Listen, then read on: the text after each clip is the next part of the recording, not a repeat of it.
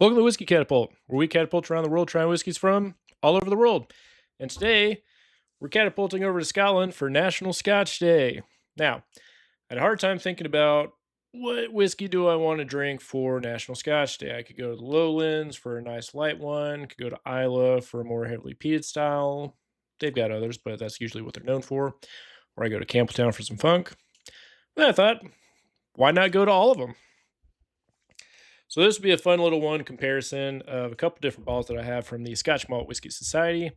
They're both blends from whiskeys from all 5 regions of Scotland. So the first one that released is the Wandering. This is batch number 31. It's aged for a minimum of 10 years, blended malt Scotch whiskey. And this is whiskey from all 5 regions of Scotland and is matured in a selection of bourbon, Oloroso, Pedro Jimenez, and high toast medium char hogshead. And it is 48.4%. So as far as the SMWS website goes, these are sold out. So you can't get them there. However, I do see them pop up at auction pretty regularly. And this one is batch number 39, also blended malt Scotch whiskey, minimum age of 11 years, and is matured in a selection of bourbon, Oloroso, Pedro Jimenez, and a high toast medium char hogshead. Pretty much the same, but this one's at 50% ABV, so a tad bit lower. But this one was bottled earlier this year when they were doing a special focus on the different regions and doing individual bottles of them. Now, unfortunately, it doesn't say the distilleries that were in these blends, but I figured they would grab some from, I don't know if they're the same, which would be nice to know, especially as a society member. I'd be kind of curious to see which distilleries they got from each region that are different from the blends. More fun just to do a comparison on that side, but hey, good Scotch is good Scotch.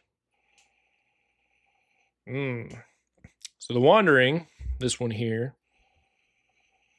a little bit of peat smoke. It's very meaty. There's a little subtle sweetness in there too. Just a tad bit of fruit. This one was 58.4%, so pretty good amount higher ABV.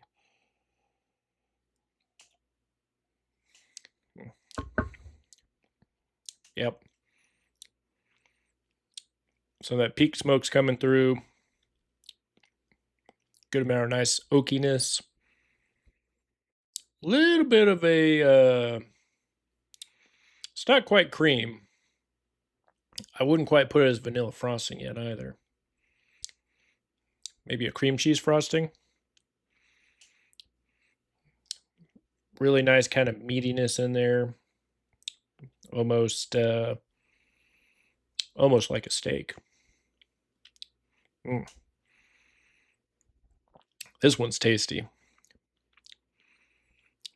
Yeah, very hearty. Finish is nice. There's a little bit of smoke. A little bit of so a little bit of that fruit coming through. Now, since I can't pinpoint the distilleries that are part of this blend, I can at least try and see if I can't pick out the different casks that are part of it. And I do get a little bit of that Oloroso coming through. Not so much the, I think it's the Palo Corta, blah, blah. Pedro Jimenez, PX Sherry. Yeah, not getting too much of that, which I'm actually okay with. I'm a little indifferent on PX Sherry cast, to be perfectly honest with you. So let's try the 5 regions one.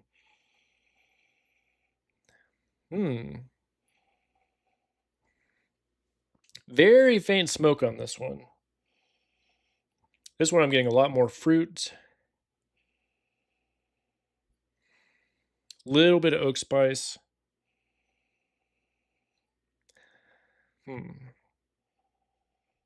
Much lighter too, but it's pretty nice. I'll get a little water first. Alrighty.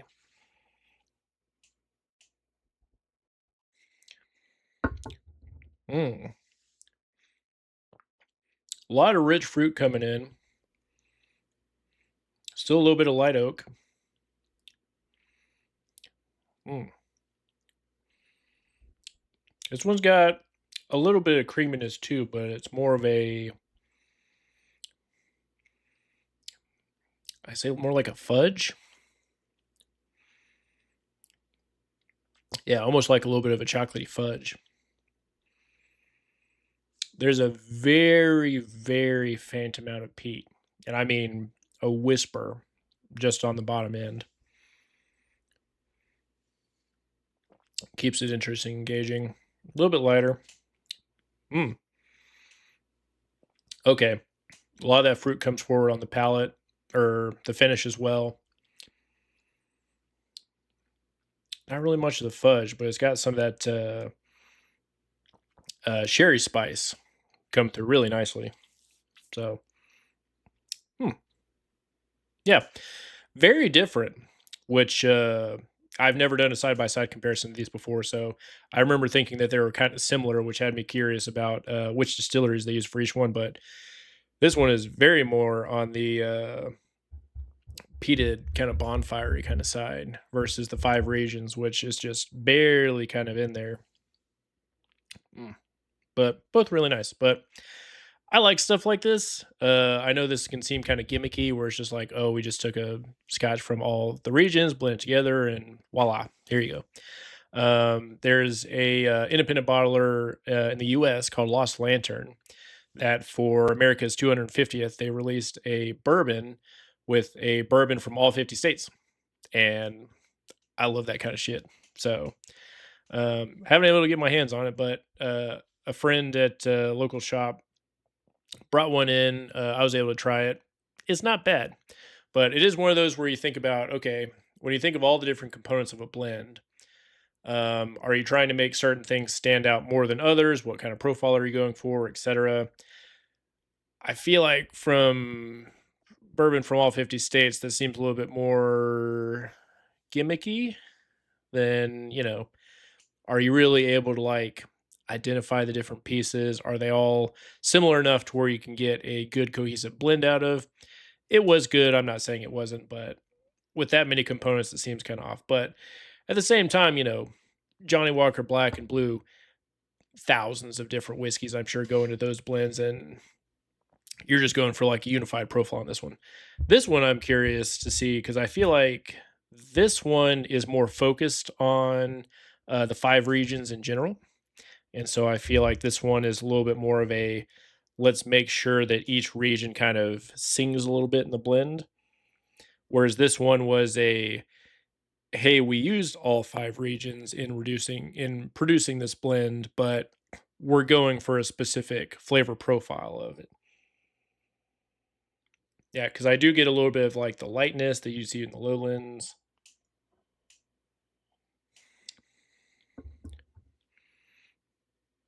The Highland comes through, a little bit of that Isla just kind of hanging out in the corner. And I actually do get a little bit of the Campbelltown funk in this one. Although I wouldn't be surprised if this one uses a what's it called? Peated Glen Scotia from the Campbelltown.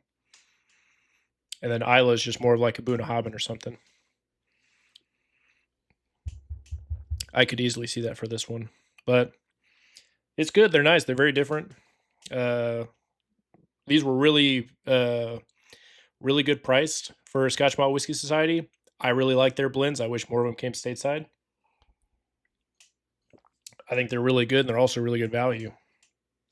But yeah, if you're not a member, it's worth looking out to it. I've been a proponent of theirs for a while now. I've been a member for 3 years, I want to say.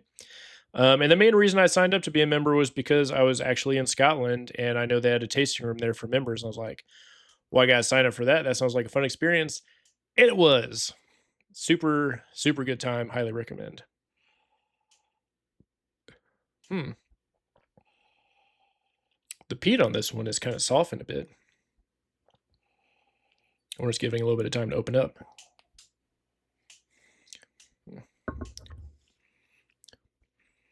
Yeah, not so much on the nose. It's actually softened on the palate too. A lot more fruit. The meatiness is still there. Peat's kind of lingering on the back end now instead of being more on the forefront.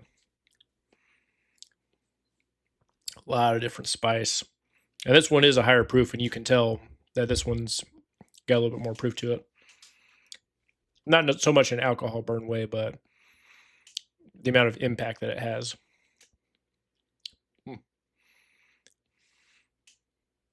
Yeah, definitely have more oak and char influence on the Wandering one. So,